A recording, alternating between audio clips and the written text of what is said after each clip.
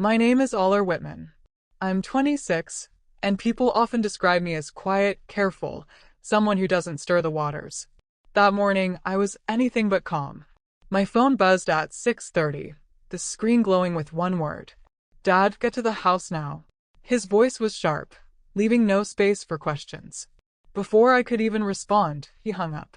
The drive through Richmond was still wrapped in early fog, streets empty except for the occasional jogger. My hands clenched the steering wheel, a knot tightening in my stomach. I knew that tone.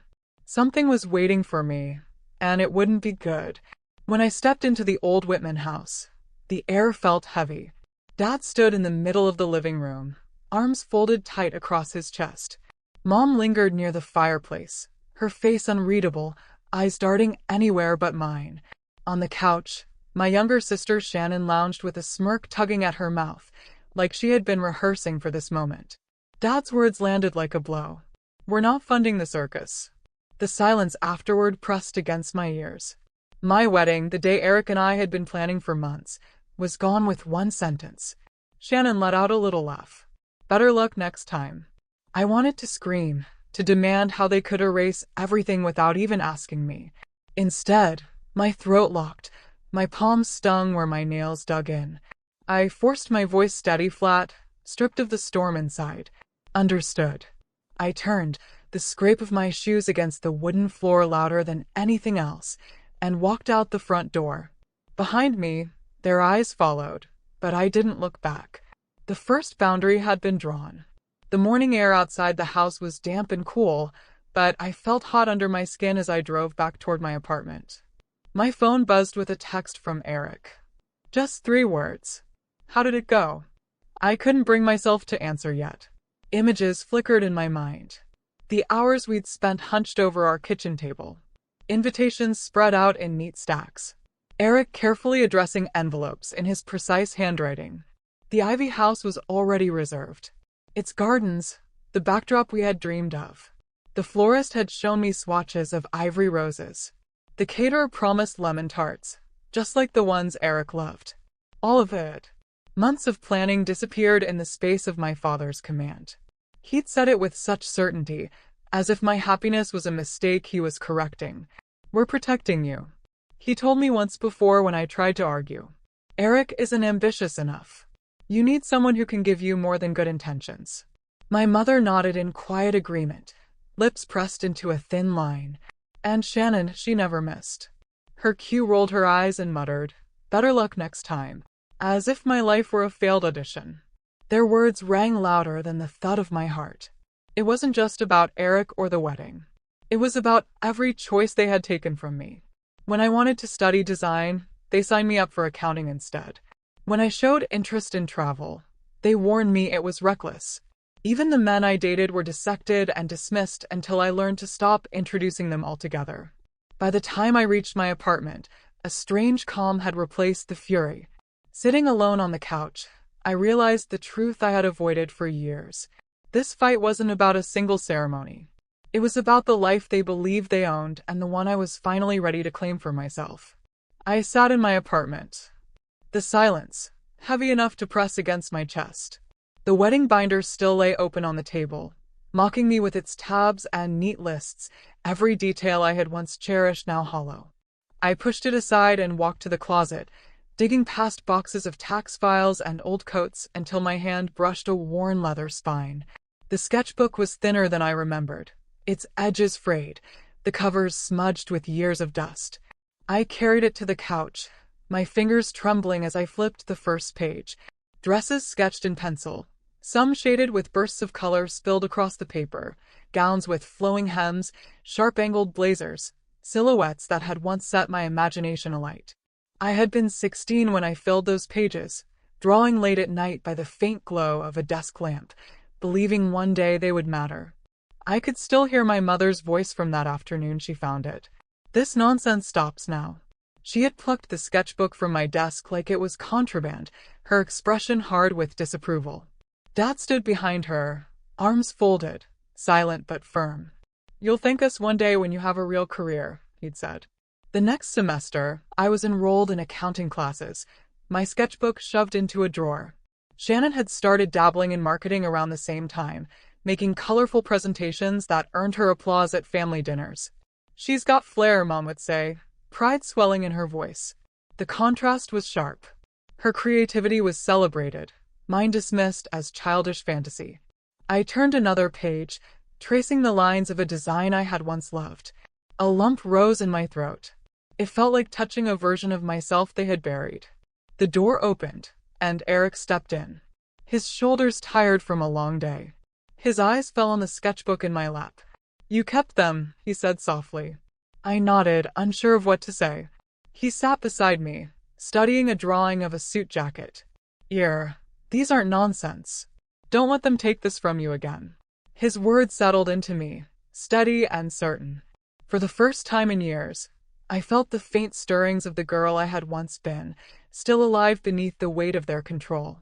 2 mornings after finding the courage to reopen my sketchbook, I walked into an office that smelled faintly of coffee and paper. Diane Cole's nameplate sat on the edge of her desk, polished and sharp like the woman herself. She was brisk but not unkind, her gray suit pressed to perfection, her eyes cutting through me as if she had already measured the weight of my story before I spoke. I slid the folder of papers across to her, the correspondence from the Ivy House. She opened it without hesitation, flipping pages with the kind of precision that told me she'd seen too many like them before. Then her hand stilled. She turned the cancellation form toward me and tapped the bottom line with her pen. "Is this your signature?" The question lodged in my throat. My name sprawled across the page, written in ink that looked just familiar enough to unsettle me, but wrong enough to sting. The loops of the letters were heavy-handed, the flow unnatural, as though someone had studied my handwriting long enough to copy it poorly. "That's not mine," I said. My voice. Diane's expression tightened, though she didn't flinch. "I didn't think so. Whoever submitted this did so pretending to be you. That's forgery. It's not only immoral, it's criminal." The words seemed to echo inside me. Forgery. My parents had always claimed their choices were about guidance, about love twisted into rules. But this was different. This wasn't protecting me from mistakes. This was theft of my voice, my consent, my future. I thought of Dad standing stiff near the fireplace, arms folded in judgment. I remembered Mom's silence, her refusal to meet my eyes, and Shannon's mocking laugh. They hadn't even cared to hide it. They believed they could erase my wedding with the stroke of a pen, confident I would fall back into place. I pressed my hands to my knees to stop them from shaking. The betrayal dug deeper than any lecture or insult. This was them writing me out of my own life. Diane's voice steadied the air again. "You have options. We can challenge this. We can demand records and proof, but it will mean confronting them directly. Are you ready for that?" I looked at the forged signature one last time, anger pushing back against the hollow ache. My parents had gambled on my silence. They thought I would fold like always. I lifted my chin, my voice steadier than my heartbeat. "Then we fight." That evening, I sat cross-legged on the couch, my sketchbook balanced on my lap, when my phone buzzed with a message. It was from Julia, a college friend who had always been plugged into Richmond's gossip mill. "Heard about Shannon's boutique. It's going under. She's drowning in debt. Suppliers, rent, everything. Thought you should know." The words blinked back at me, sharp as glass. My sister's glossy boutique. The one splashed across social media with ribbon-cutting photos and champagne flutes. The one Mom bragged about at every family gathering. It was collapsing. I set the phone down, my pulse quickening. A memory rose of Mom's voice only months earlier. "Shannon's our little entrepreneur. She's got flair."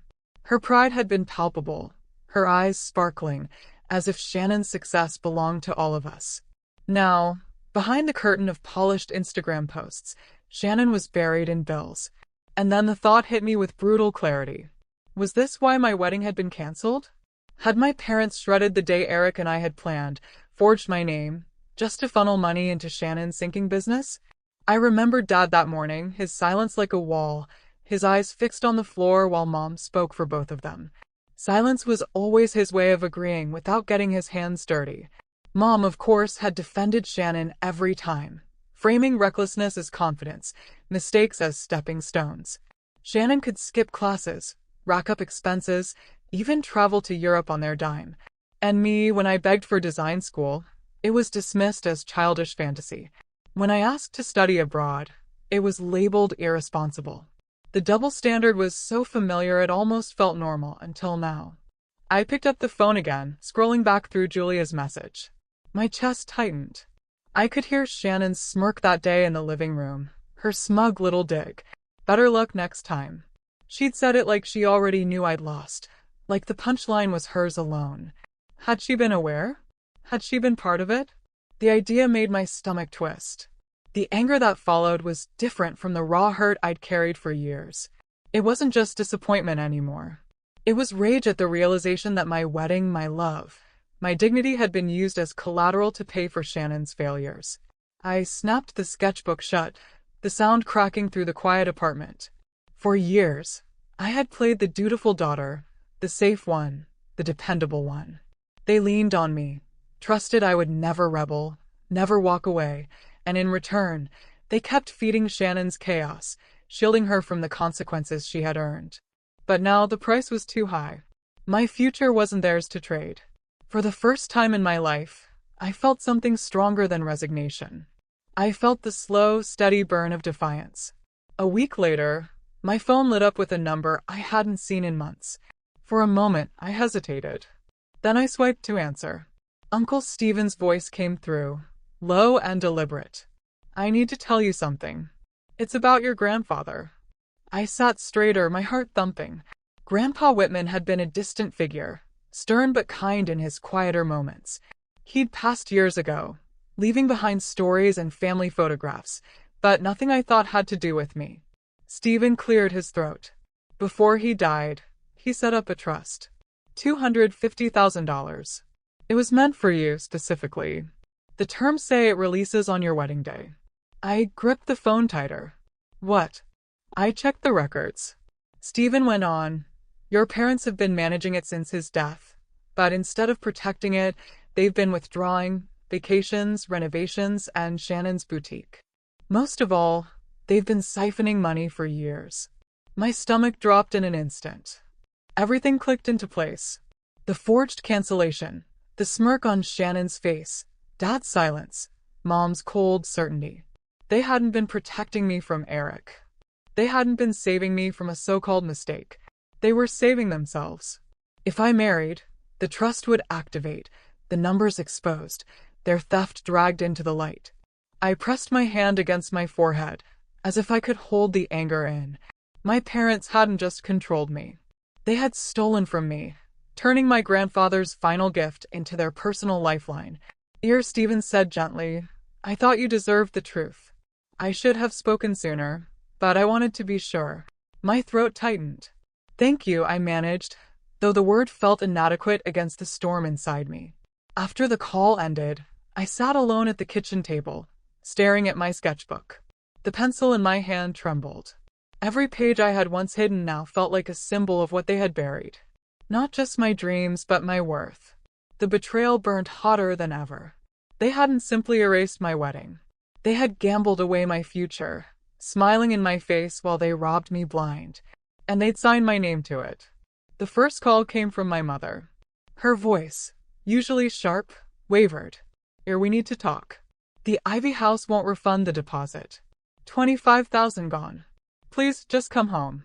We can figure this out together. Before I could answer, I heard my father in the background, low and urgent. Tell her we're sorry, Carol. The words slipped from her lips awkwardly, as though rehearsed. Shannon's voice chimed in, syrupy and false. Hey sis, we messed up. Okay, just come back. We'll fix everything. I ended the call with my hands shaking. They weren't sorry. They were panicking over money. Apologies weren't a bomb. They were currency. At Diane's office later that week, I laid the phone on her desk, like it carried poison. She scanned the newest documents, her expression tightening. We have a strong case here, but Stephen's testimony will be attacked. They'll say he's biased, trying to stir family trouble. You need to be ready. There are no guarantees. The words drained me. I imagined sitting in a courtroom, my parents across from me, denying everything, dragging Steven through the mud. My shoulders slumped. What if we just settle, take a partial payout, and end this? The thought slipped out before I could stop it. Diane studied me, her pen tapping lightly. That's your choice. But settling means they walk away with most of what's yours, and no one hears the truth. That night, I told Eric I was thinking of giving up. He listened quietly, then reached for my hands. His palms were warm, steady, grounding me. You're not alone in this, he said, his eyes unwavering. You've carried their weight long enough. Let me carry some of it now. The heaviness inside me shifted for the first time in weeks. I let myself breathe. His words didn't erase the fear, but they reminded me of something my parents could never cancel. I had someone who stood with me, no strings attached. The courtroom smelled faintly of old wood and paper, a place where secrets were stripped bare. I sat at the plaintiff's table, palms pressed together to stop the tremor in my hands. Across from me, my parents avoided my eyes, their lawyer whispering furiously in their ears. Shannon slouched in her chair, her lips twisted into a pout that bordered on boredom. Diane stood with calm precision. She presented the forged cancellation form, a handwriting expert testifying to the clumsy imitation of my signature. Then came the bank records, withdrawals linked to my parents. Payments funneled into Shannon's boutique. Receipts for vacations that now felt like salt in an open wound. When Shannon took the stand, her answers unraveled quickly. Each question about unpaid debts left her stammering until the judge cut her off unimpressed. When the ruling came, it was swift. The trust fund was restored in full. Damages ordered for fraud and forgery. Relief swept through me in a dizzying wave. Yet grief knotted my chest as I looked at my parents, still stone-faced, their silence heavier than any protest. They didn't fight, didn't apologize, just sat there, unmoved, as though I had ceased to exist. Weeks later, sunlight spilled across the gardens of the Ivy House. The ceremony was simple, stripped of the excess they had once mocked. Eric's hand clasped mine, steady and sure. Uncle Stephen stood near the aisle, his quiet support a reminder of truth, while my cousin Owen made jokes that broke the tension and drew laughter from friends gathered close. I glanced at the empty seats where my family should have been. The ache was sharp, but not unbearable. I had chosen who stood beside me, and that choice was mine alone. That night, after the vows and the dancing, I sat with my laptop open and typed the words I'd been carrying for months. Carol, Robert, Shannon, this is goodbye. Don't contact me. I hit send, and the final thread snapped. The silence that followed was not emptiness. It was freedom. The first voicemail arrived on a gray Monday morning. My father's voice, stripped of its old authority, trembled as he spoke. Please call us back. Things aren't good. I lost my job. The next message came from my mother. Her words brittle, each syllable edged with fatigue.